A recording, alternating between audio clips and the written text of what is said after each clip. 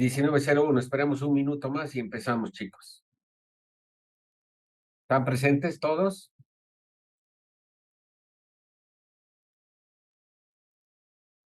Stephanie,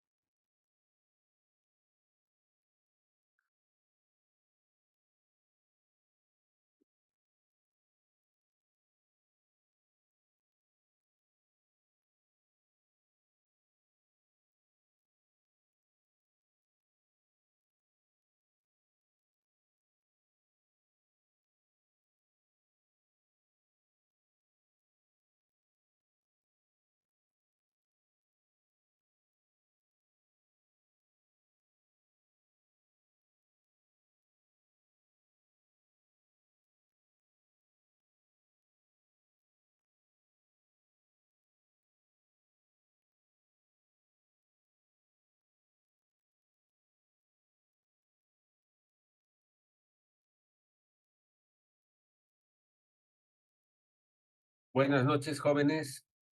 A ver, ¿a quién se anima a contestar?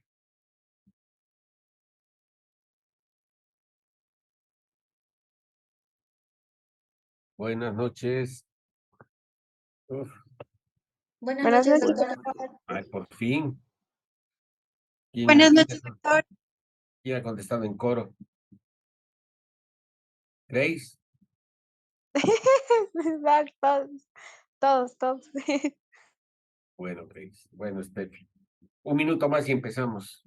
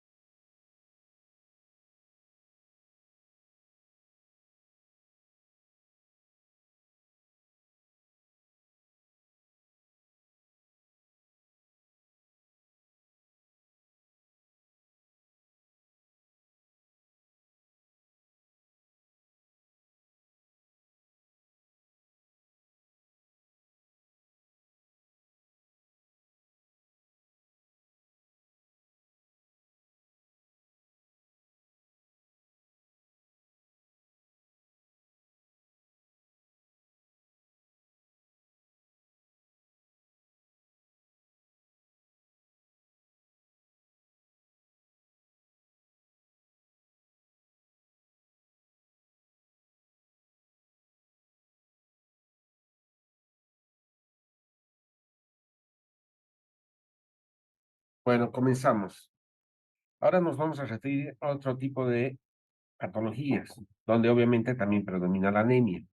Pero no solamente la anemia, sino implica también la presencia de citopenias en sangre periférica. Por lo tanto, nos vamos a referir al cuadro de anemia plástica o también conocida como insuficiencia medular o aplasia de médula ósea.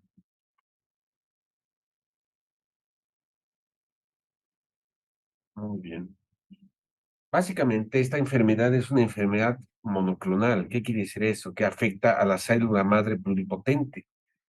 Generalmente se producen por un mecanismo, ya sea autoinmune en el caso de las anemias aplásticas adquiridas, o bien por un fenómeno donde existen mutaciones que restringen obviamente la hematopoiesis. ¿Sí? Vamos a ver que existen aplasias medulares de tipo congénito y aplasias medulares de tipo adquirido, donde obviamente la célula comprometida es la célula madre pluripotente. Acuérdense, la célula madre pluripotente se diferencia y prolifera hacia células comprometidas con el linaje linfoide y mieloide. Cuando la célula comprometida afecta el linaje mieloide, se produce alteración en los glóbulos rojos, en las plaquetas y en la serie granulocítica y monocítica. Pero también tenemos alteraciones en la célula madre de tipo linfoide, que afecta a la serie linfoide. Cuando hablamos de síndrome de aplasia medular o falla medular, la célula madre pluripotencial que produce toda la hematopoiesis generalmente es la alterada. Por lo tanto, es una enfermedad caracterizada por disminución o ausencia de células precursores en la médula ósea y obviamente citopenias en sangre periférica. ¿Cuándo sospechamos la presencia de una aplasia medular? Cuando el paciente tiene en un hemograma pancitopenia. Pero van a ver que la pancitopenia no es la única causa, ¿sí? No es, o sea, la aplasia medular no es la única causa de pancitopenia. En 1978 el primer caso fue reportado por Paul Ehrlich y en 1904 se utilizó por primera vez el término de aplasia medular. ¿Cuál es la clasificación de la aplasia medular? La aplasia medular puede ser congénita o puede ser adquirida. La aplasia medular congénita generalmente involucra varios síndromes, pero de estos los más importantes son la anemia de Fanconi y la disqueratosis congénita. Mientras que la aplasia medular adquirida es la que se presenta generalmente en individuos de mayor edad y no se conoce la causa. En un 75% no se sabe por qué es producida. En un 25 a 30% generalmente es secundaria a infecciones virales, a afecciones tóxicas ambientales, a radiaciones, etcétera, etcétera. De acuerdo a la severidad, puede ser leve, moderada y severa.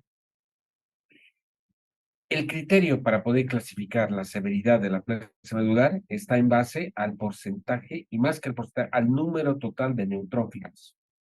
Se habla de aplasia medular severa cuando en sangre periférica el número de neutrófilos es menor de 500. Moderada entre 501 y 1000 y leve entre 1001 a 1500 neutrófilos total.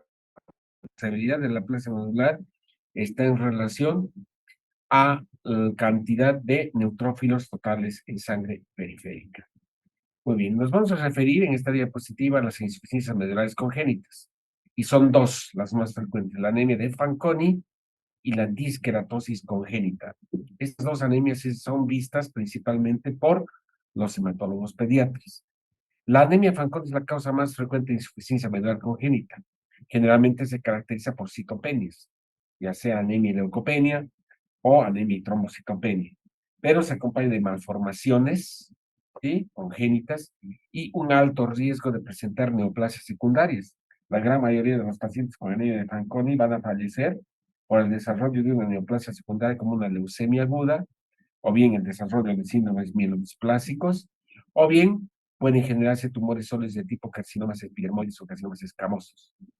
La forma de presentación inicial es la presencia en el hemograma de trombocitopenia y o macrocitosis.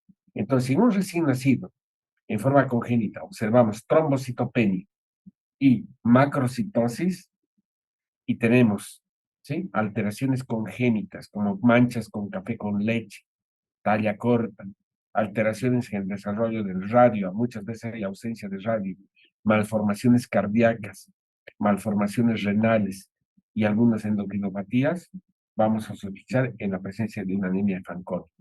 Muchas veces también puede haber pancitopenia, no solamente trombocitopenia y macrocitosis.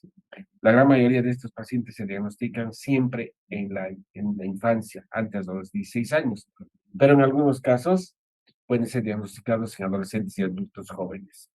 Las manifestaciones clínicas, como les había dicho, son manchas con café con leche, talla corta, alteraciones del desarrollo esquelético, especialmente ausencia de radio. Puede haber malformaciones congénitas como persistencia de conducto arterioso, ¿sí? Una persistencia, o sea, un eficiente cierre del tabique interventricular, con comunicación interventricular, seguramente agenesia renal. Todo esto debido a una inestabilidad cromosómica ocasionada por mutaciones en los genes responsables de la reparación del DNA. Se han descrito una serie de 22 genes. El más frecuente es el gen FANCA, ¿sí? Y el patrón de herencia es una herencia generalmente recesiva. La anemia de Fanconi es incompatible con la vida y la única forma de curarse es a través de un trasplante halogénico de médula ósea. Menos frecuente es la disqueratosis congénita, es una enfermedad también con insuficiencia medular, caracterizada por mutaciones en genes que mantienen la longitud de los telómeros. Los genes más frecuentemente implicados son el DKC1, que es ligado al cromosoma X, el TER-C y el TER-T. Aproximadamente el 70% de los pacientes se caracterizan genéticamente, o sea, se buscan mutaciones en estos genes. ¿Cuándo sospechamos? Cuando hay un recién nacido tiene pancitopenia y manifestaciones clínicas variables, especialmente una tríada clásica, ¿no? Leucoplaquia, displasia ungueal, o sea, hay alteraciones en los dedos, y pigmentación cutánea reticular. Existe insuficiencia medular, como les había mencionado, con pancitopenia, datos de fibrosis pulmonar con hipertensión pulmonar muy tempranita, cirrosis hepática y alteraciones esofágicas. Entonces, son insuficiencias medulares congénitas, que fuera de existir pancitopenia, existen alteraciones o malformaciones congénitas y alto desarrollo de neoplasias secundarias en el caso de anemia Fanconi. Otras menos frecuentes son, por ejemplo, el síndrome Schwarzman-Diamond con eritroplastopenia congénita o la anemia de Diamond-Blackman, y hay algunas formas de trombocitopenia a megacariocítica, es decir, trombocitopenia. Y si vamos a la médula ósea, no vamos a ver megacariocíticos. Más frecuentes son las insuficiencias medulares adquiridas o la aplasia medular adquirida.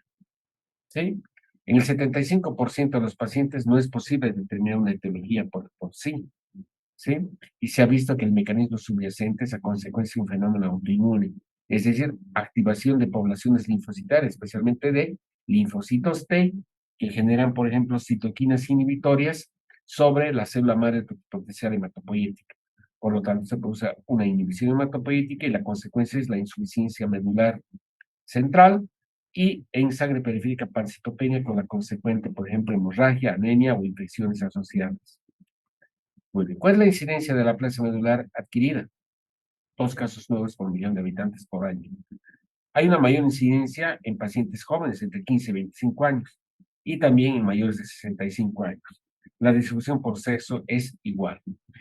Como les había dicho, en un 75% de los casos no se conoce la etiología, por lo tanto se habla de aplasia medular idiopática con etiología de tipo autoinmune, supresora sobre la célula madre potencial hematopoyética.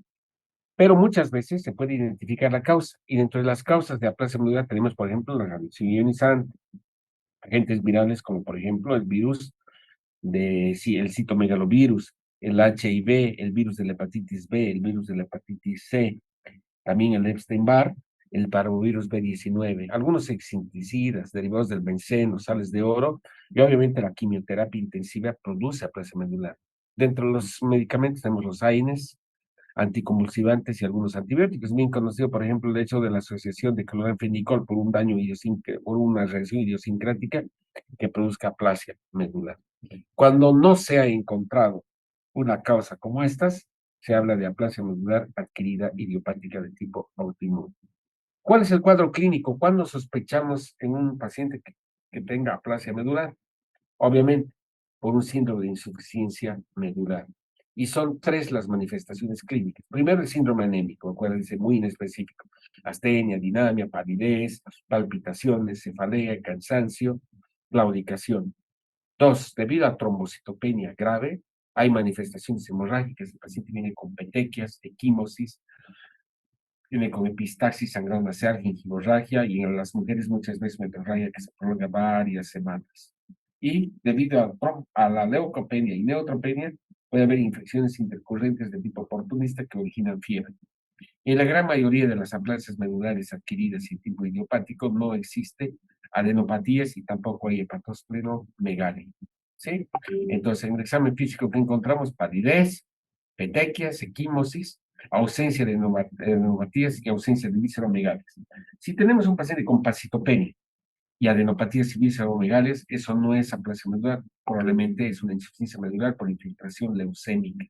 Entonces, si encontramos un paciente con pancitopenia, con hemorragia, con fiebre, con petequias, con síndrome anémico, sin adenopatías y sin visceromegalias, siempre sospechar la posibilidad de una aplasia medular. Miren, es lo que observamos, ¿no? Petequias, equimos en los miembros inferiores, gingivorragia en la mucosa oral. Como les había dicho, ¿cuáles son las causas? Generalmente son causas idiopáticas autoinmunes, pero un 20 a 30% pueden ser secundarias a radiación o alteraciones o afecciones virales, ¿sí? Que afectan en forma monoclonal a los precursores hematopoyéticos. ¿Qué vamos a observar en el laboratorio? En la sangre periférica, obviamente, citopenias. En el hemograma vamos a ver pancitopenia.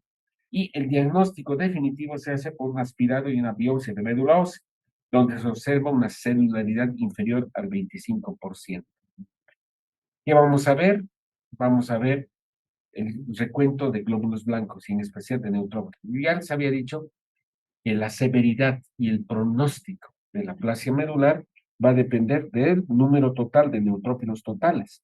Por lo tanto, tenemos que hacer ese cálculo de neutrófilos totales.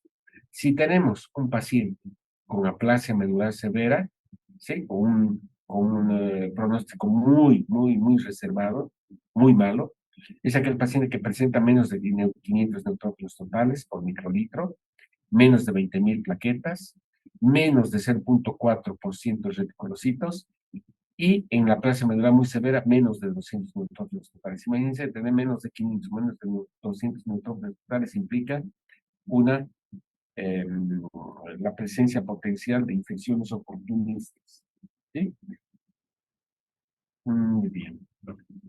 ¿Cómo hacemos el diagnóstico? Con una biopsia y una aspiromedular. En la biopsia vamos a ver todo esto, vamos a ver que existe menos del 25% de tejido hematopoético. Es la médula ósea totalmente reemplazada por tejido adiposo. Es la médula ósea normal, donde un 50% es tejido hematopoético y otro 50% tejido adiposo, pero en la plasia medular vamos a ver, chicos, más allá del 70-80% de infiltración por tejido adiposo. Muy bien. ¿Con qué hacemos el diagnóstico diferencial de aplasia medular? El diagnóstico diferencial se debe realizar con toda esta serie de situaciones, con leucemias, con mielodisplasias, con mielofibrosis, ojo, con una entidad que también puede estar asociada a aplasia medular que se llama hemoglobinuria paroxística nocturna. No confundan la hemoglobinuria paroxística nocturna con la hemoglobinuria paroxística a frigore, que es una anemia hemolítica por anticuerpos de doble fase térmica. Ojo, no se olviden, son dos entidades totalmente diferentes. Podemos también hacer diagnóstico inicial con algunas anemias carenciales, por ejemplo, con deficiencia de vitamina B12 y ácido fólico, donde también hay pancitopenia, ¿no? Esa se llama anemia megaloblástica, por enfermedades de depósito, que son de depósito de esfingolípidos, por ejemplo, con tumores sólidos metastásicos.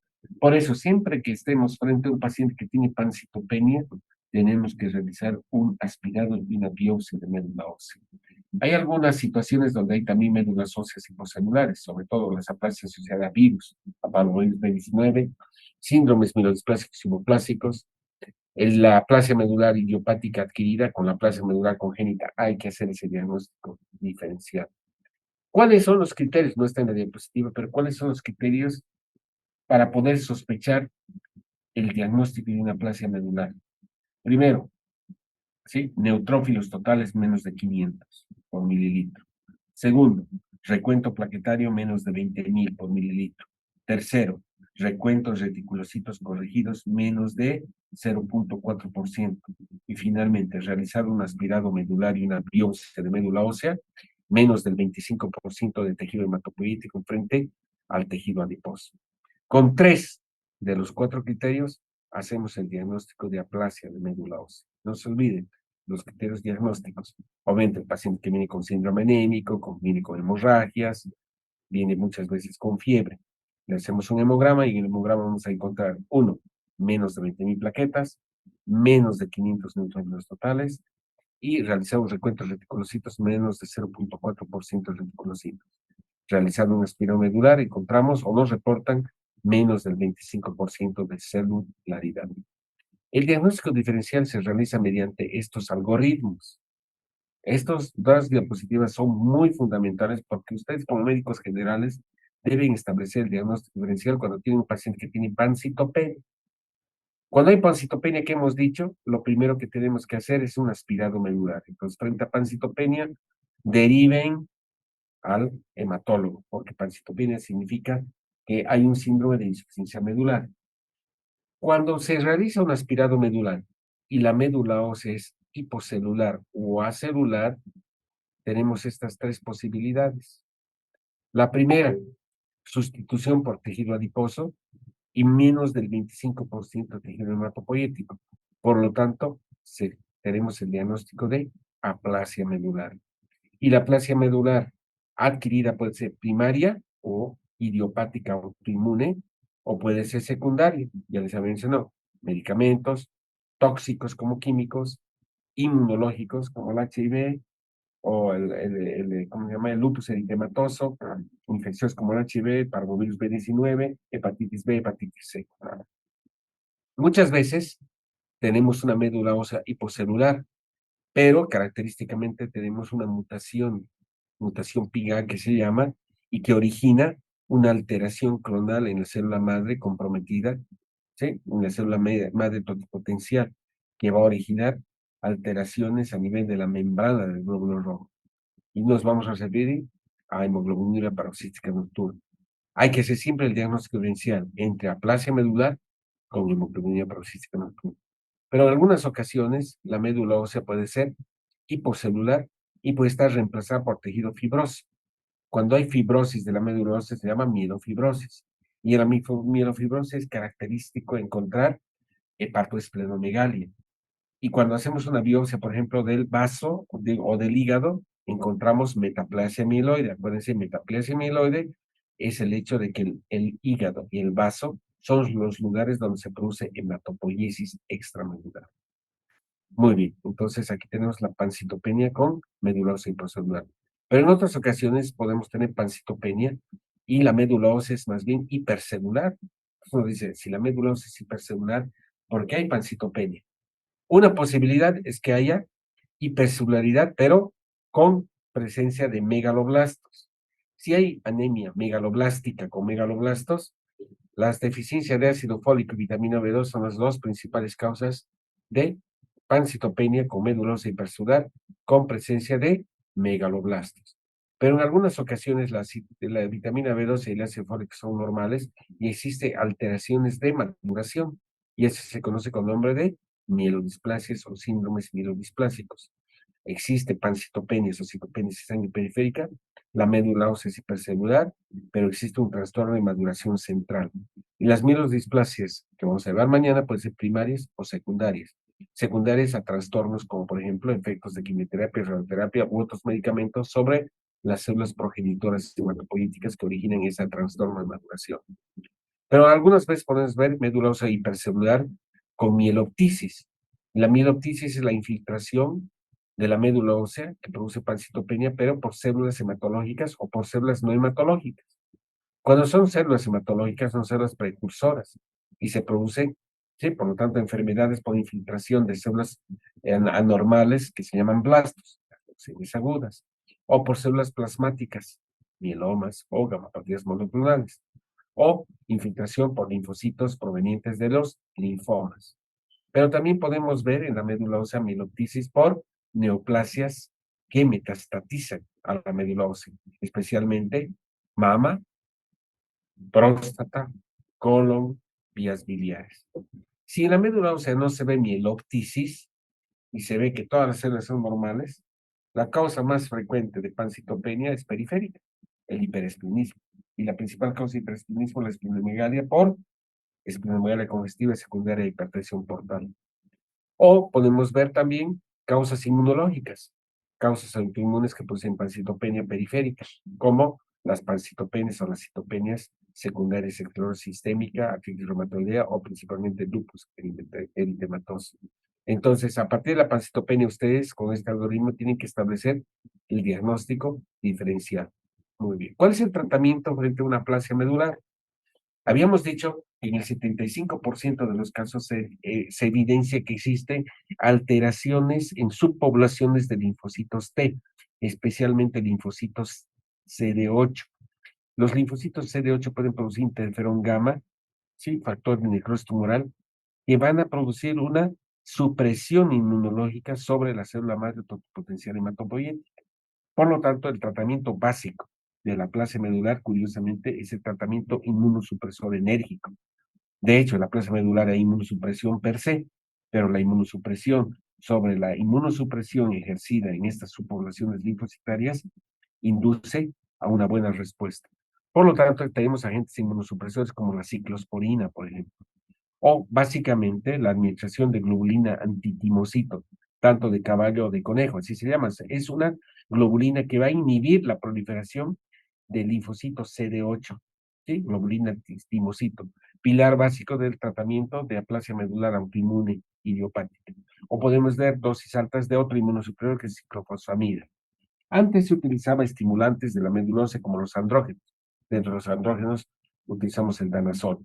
Coadyuvando al tratamiento con inmunosupresores, especialmente glumina antitimocito, podemos administrar factores estimulantes de colonias de granulocito macrófago que tratan de inducir proliferación y maduración de la serie granulocítica para formar neutrófilos y basófilos.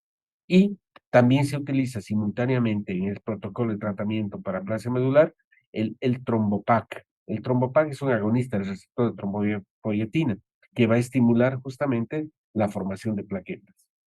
Fuera del tratamiento inmunosupresor, tenemos también el trasplante alogénico de médula ósea. En muchas ocasiones, el fracaso del tratamiento de inmunosupresión primario lleva al hecho de que tengas que reemplazar la hematopoiesis defectuosa por una célula madre potencial hematopoyética. Más adelante, en las siguientes clases van a llevar ustedes seguramente en qué consiste el trasplante alogénico. El trasplante alogénico es la indicación 1A en los casos de aplasia medular congénita, diskeratosis congénita o anemia de Fanconi, o Blackman-Diamond o trombocitopenia megacariocítica. Obviamente, ¿sí? También es importante evitar las infecciones de los pacientes. Si se detecta fiebre o alguna infección, tratamiento antibiótico sistémico de amplio espectro, tratamiento antiviral, antimicótico, y obviamente, si el paciente tiene anemia y tiene trombocitopenia con sangrado, la única manera de sostener al paciente y esperar que responda al tratamiento es con terapia transfusional, transfusión de concentrados plaquetarios o concentrados paraferis plaquetaria y transfusión de paquetes globulares. Muy bien. ¿Cuál es la respuesta al tratamiento? Va a depender mucho de la severidad de la aplasia medular. Las atresias medulares muy severas o muy graves y graves realmente tienen un pronóstico muy malo y es mejor trasplantarlos antes de los 3 meses. Las aplasias medulares severas y moderadas responden al tratamiento inmunosupresor, generalmente en un 70%. Entonces va a depender mucho del primer o segundo mes de respuesta que tengamos al tratamiento inmunosupresor. En esos casos, si no hay respuesta, tenemos que llevar al paciente a un trasplante alogénico de médula ósea. Un cuadro con el que hay que hacer el diagnóstico diferencial de la aplasia medular y que en algunas ocasiones se presenta con cuadro de pancitopenia e hipoplasia de la médula ósea y que es difícil de diferenciar de la aplasia medular congénita, pero de la aplasia medular adquirida idiopática autoinmune, es la llamada hemoglobinuria paroxística nocturna, que es un cuadro hemolítico, pero no solamente cuadro hemolítico, es un cuadro hemolítico que se caracteriza por hipoplasia medular. La hemoglobina paroxística nocturna se llama enfermedad de Fava-Micheli. Se debe a una consecuencia de una expansión clonal no maligna. No es una enfermedad maligna, pero es una enfermedad donde se expande clonalmente una célula progenitora normal debido a una mutación, ¿sí? Adquirida sobre el gen PIC-A. Esta mutación se localiza en el cromosoma X, por eso es ligada a, al cromosoma X. Esta mutación hace que no se produzca una proteína en la membrana de la célula madre potencial. Esa proteína se llama glicosilfosfatidilinositol, GPI, que es indispensable para el anclaje de ciertas proteínas de la membrana celular, que son CD5 y CD59. Esas son las proteínas identificadas como deficientes en los pacientes con hemoglobina paroxística nocturna. La deficiencia de esta proteína glicosilfosfatidilinositol hace que en situaciones cuando se activa el complemento, esto induce a crisis hemolíticas. Pero eso no es una crisis hemolítica inmunológica, ojo, a diferencia, por ejemplo, de las anemias hemolíticas por anticuerpos IgM. Aquí, la activación del complemento daña directamente la membrana de la célula madre y daña la membrana de los glóbulos rojos debido a que existe ausencia de esa enzima, perdón, de esa proteína que se llama glicosilfosfatidilinositol. La mutación no está a nivel de las células maduras, está a nivel de la célula madre pluripotencial. Por lo tanto, todas las células que devienen de esta expansión clonal tienen una deficiencia de glicosilfosfatidilinositol. Es una enfermedad rara, clonal adquirida. La medida de edad de presentación aproximadamente es de 33 años, con un rango de 6 a 82 años. Y no hay diferencia de sexos. Como lo sabía, mencioné, existen dos proteínas clave en la fisiopatología de la hemoglobina peroxística nocturna. Estas proteínas están presentes normalmente en la membrana de la célula progenitora hematopoyética y por ende en la membrana de los glóbulos rojos, de los granulocitos y de las plaquetas. Estas dos proteínas presentes son la proteína C55DAF y la proteína C59MIR. Estas dos proteínas tienen una acción protectora contra la activación del complemento, es decir, protegen, ¿sí?, el daño cuando se activa el complemento, ¿sí? Este es el mecanismo. Cuando hay una mutación y no se producen la proteína DAF y la proteína MIL, que están inmersas en ese anclaje de glicosilfosfatidilinositol de la membrana, se produce obviamente activación del complemento y destrucción de la célula. Esa mutación del gen PIGA, que es una mutación adquirida, es la condición necesaria para el desarrollo de la clona de hemoglobinura policística nocturna. Y esto hace que la célula madre o la célula progenitora que tiene esa mutación va a expandirse, va a dividirse, y las células hijas tienen esa misma condición. Eso condiciona no solamente moles, sino un cuadro de daño medular con una hematopoiesis anormal. ¿Cuál es la clínica de la hemoglobina paroxística nocturna? Cuando sospechamos. Existen tres manifestaciones clínicas.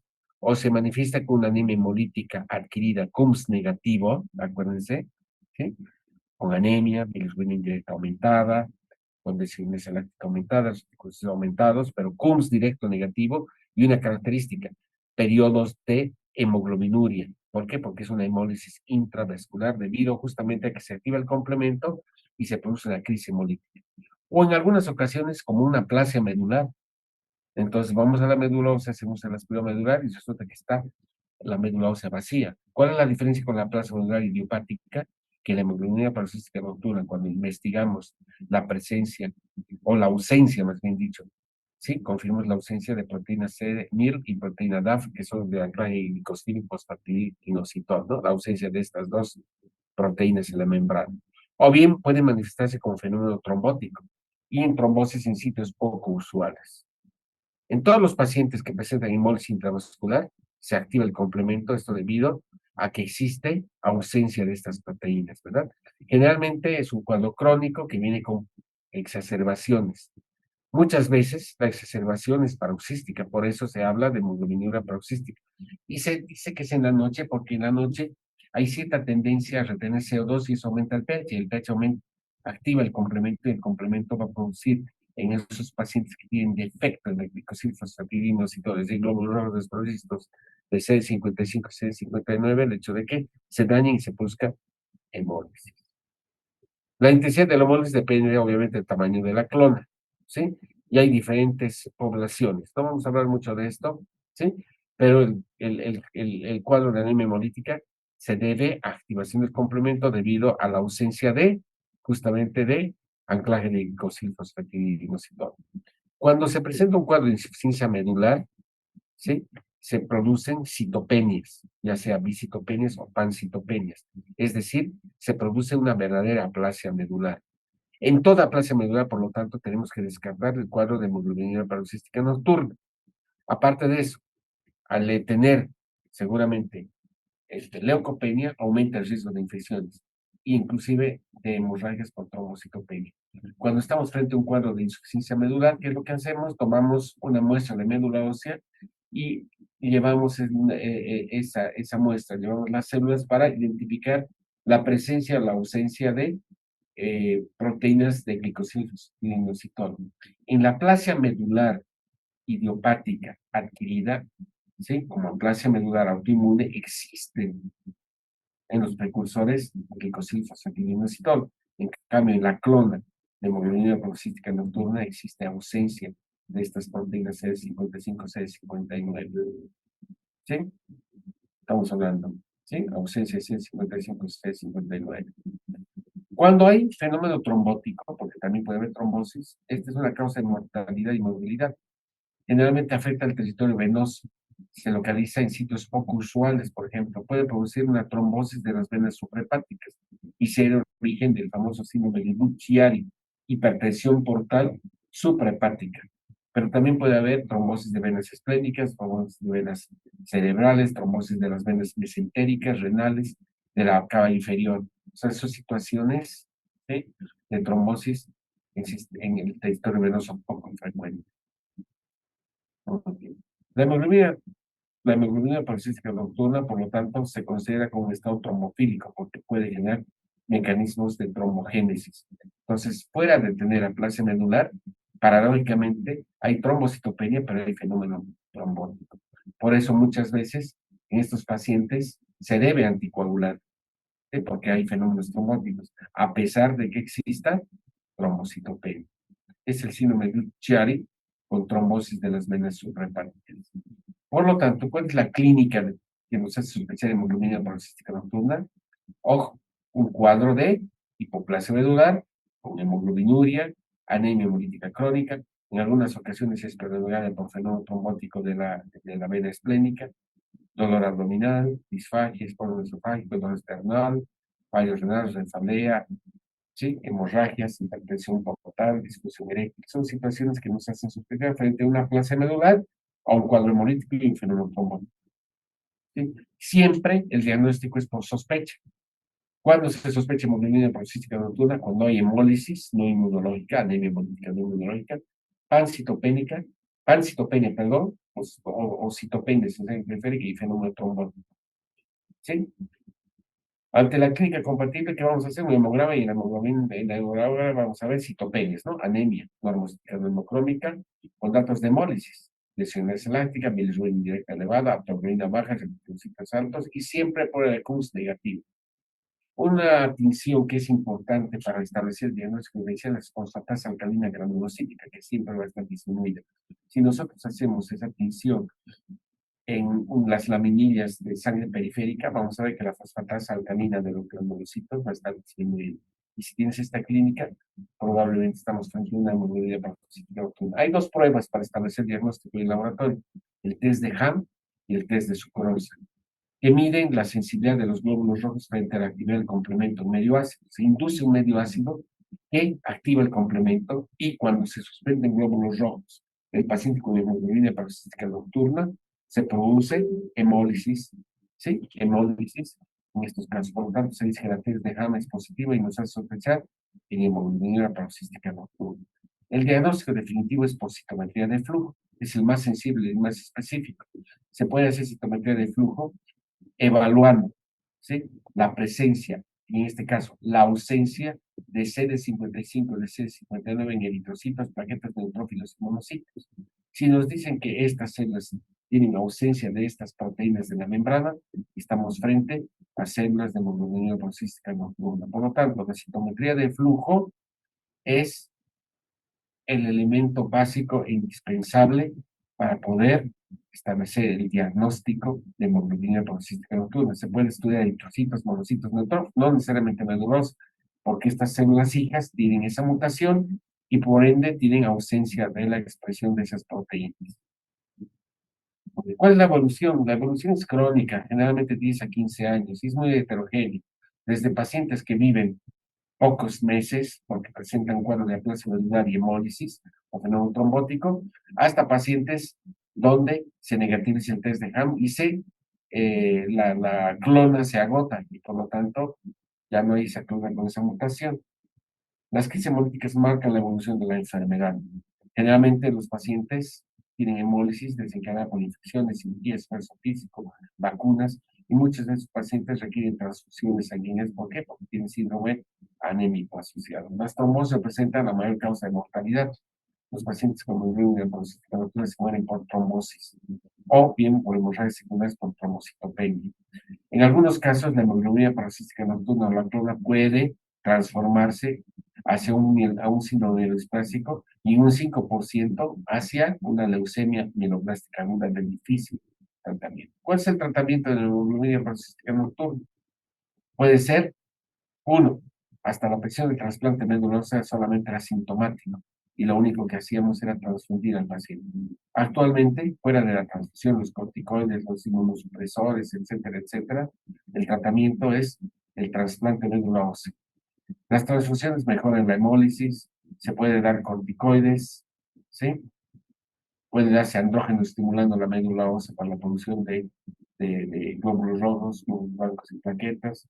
En algunos casos de hemorragia puedes dar suplementos de hierro y ácido fólico, o bien estimular la médula ósea con eritropoyetina. Puedes dar inmunosupresores en caso de aplasia medular grave, esplenectomías. Puedes dar anticoagulantes cuando es evidencia de un trombótico asociado. Finalmente, el tratamiento curativo es el trasplante de médula ósea. ¿Sí? El trasplante medular ósea solamente se indica en pacientes que tienen hemoglobina paroxística nocturna con criterio o con variedad de insuficiencia o aplasia medular. Actualmente existe un anticuerpo monoclonal que es el tratamiento novedoso para hemoglobina paroxística nocturna, que se llama eculizumab. Es un anticuerpo monoclonal que actúa específicamente contra la potencia CD5 del complemento, que impide la escisión, impide la acción del C5 del complemento con las células que son carentes de glicosilfosfatidinositol. ¿Sí? Entonces, actualmente se puede utilizar eculizumab como tratamiento. Muy bien. En resumen, ¿cuándo sospechamos un cuadro de insuficiencia medular? Sospechamos cuadro de insuficiencia medular cuando tenemos citopenias, ¿verdad? Si tenemos citopenias o pancitopenia, tenemos que hacer un aspirado medular. Si el aspirado medular es acelular, como en estos casos, es decir, hipocelular, existen tres posibilidades. O es una anemia plástica, donde tenemos los cuatro criterios. Plaquetas menos de 20.000, neutrófilos totales menos de 500, reticulocitos menos de 0,4 y menos del 25% de celularidad. En este caso, una plasia medular. O bien, tenemos clínica de aplasia medular, pero tenemos fenómeno hemolítico asociado, una hemólisis asociada, con bilirrubina indirecta aumentada, con CUMS directo negativo y desinasa láctica y presencia de hemoglobina en la orilla. Entonces estamos frente a una hemoglobina paroxística nocturna. Pero aún, si el paciente tiene fenómeno trombótico asociado, es curioso, no tienes trombocitopenia, tienes trombosis. Pero si no tienes tú un cuadro de hipoplasia medular y todo está reemplazado por fibrosis, tenemos que hablar de mielofibrosis idiopática y una metaplasia mieloide. ¿Cuál es el tratamiento de la plasia medular? Si es congénita, trasplante. Y si es idiopática autoinmune, inmunosupresores. ¿Cuál es el tratamiento de la hemoglobina paroxística nocturna? Trasplante médula ósea, soporte transfusional o, en los casos de anemia hemolítica, dar actualmente eculizumab. ¿Preguntas? Doctor, ¿Sí? ¿cómo tuviéramos que actuar ante un paciente que tiene anemia aplásica y COVID-19? ¿Cómo actuaríamos frente a un paciente que tiene COVID y tiene aplasia medular? Si tienes Sí, aplasia medular, no vas a suspender pues el tratamiento. Tienes que seguir con tratamiento inmunosupresor y tienes que dar, actualmente ya se conoce cuál es el tratamiento para el COVID, pues pasará a remdesivir, dependiendo de la severidad, ¿no? Si estás con una infección asociada, pues tratamiento antibiótico, pero si es solamente infección viral, vas a iniciar remdesivir y apoyo con corticoides y profilaxis trombótica, porque a pesar de tener aplasia medular, el solo hecho de tener la infección por COVID te genera fenómeno trombótico. ¿Es así? gracias, doctor. ¿Alguna otra pregunta, chicos? Jesús, Grace, pregunta. Mm, no, doctor, creo que no tengo ninguna pregunta, estaba todo claro. De toda la clase, ¿qué es importante? Esta diapositiva y esta diapositiva. ¿Por qué? Porque ustedes a través de un hemograma y luego de establecer, ¿sí? Las posibilidades de pancitopenia llegan al tratamiento, ¿sí? Eso es importante. Siempre una pancitopenia, pregunten, ¿será una pancitopenia por falta de producción o será una pancitopenia periférica? Si es una pancitopenia por falta de producción, vas a ir a hacer un aspirado medular. Y si en el espiral medular vas a ver menos del 25% de seguridad, pues es una plasia medular. Y va a depender de la cantidad de neutrófilos totales para que ustedes miran el pronóstico y la severidad de la enfermedad. Finalmente van a decir que en un cuadro de aplasia medular el tratamiento es la inmunosupresión o el trasplante alogénico. Lastimosamente el pronóstico es malo, ¿no? Porque el paciente se va a morir. Casi el 75% de los pacientes con aplasia medular muy grave se mueren en los primeros 3 meses del diagnóstico. ¿Por qué? Porque no es fácil conseguir un donador para aplasia medular, o sea, para hacer un trasplante alogénico. Y segundo, o sea, la respuesta es tardía, generalmente segundo, tercer, cuarto mes y responden los pacientes al tratamiento inmunosupresor con combina el timocito y con 4 estimulantes y el trombopaca. Muy bien. Como no hay más preguntas, hora de irse a la casa, ¿verdad? Sí, Doc. Bueno, mañana vamos a hablar ya de trastornos malignos, vamos a hablar de mielodisplasia. En la mielodisplasia también hay anemia, pero ya las mielodisplasias son trastornos clonales malignos. Finalmente ya vamos a hablar de leucemias y de linfomas. ¿Sí? Muy bien. Buenas noches. Buenas noches a Hasta mañana, todos. doctor. Gracias. Espero que hayan entendido. Buenas noches.